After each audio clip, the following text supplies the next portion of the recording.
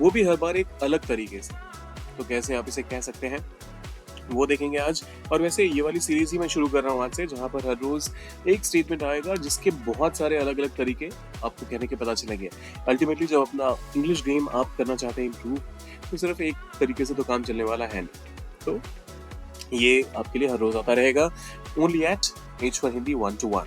लेकिन इन सब के लिए आपने क्या करना है, वीडियो को करना है लाइक, चैनल को सब्सक्राइब, शेयर करना है इसे अपने दोस्तों के साथ जो आपको लगता है पा सकते हैं इससे फायदा। और कमेंट में लिखिए आई वांट मोर, या फिर कोई ऐसा अगर स्टेटमेंट है जिसके अलग अलग तरीके आपको भी जानने हैं तो वो भी लिखिए कमेंट्स में।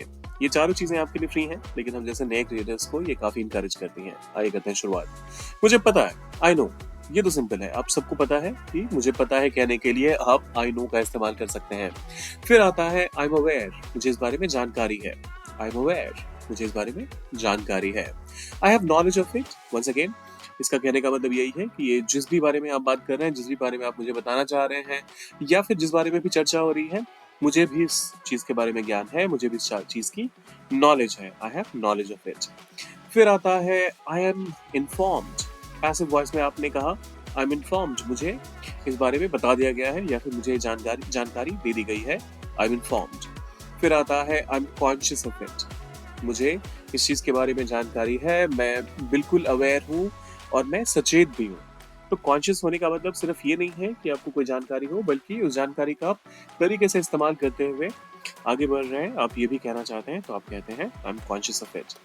फिर आता है I am in the loop, लोग जो भी बात कर रहे हैं मुझे भी इन्फॉर्म कर रहे हैं, मुझे भी उस चीज की जानकारी दे रहे हैं, तो इसके लिए आप कह सकते हैं I am in the loop. फिर आता है I am privy to it.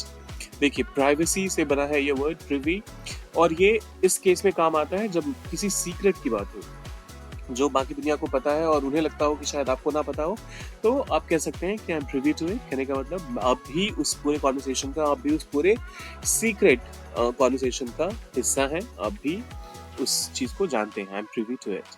फिर आता है, अच्छा, प्रिवी के साथ हमेशा टू आता है, ये ध्यान रखिएगा। I am privy of it, मुझे इस चीज में साझा किया गई, ये जानकारी मेरे साथ साझा की गई है, तो ऑफ मत कह दीजिएगा, I am privy to it का ही इस्तेमाल होता है हमेशा। फिर आता है it's known to me, it is known to me, मुझे इस चीज की जानकारी है। और फिर I have an idea, I have an idea, मुझे इस बारे में एक आइडिया है, मुझे इस बारे में जानकारी है। आई गॉट इट, ये है last one, I got it.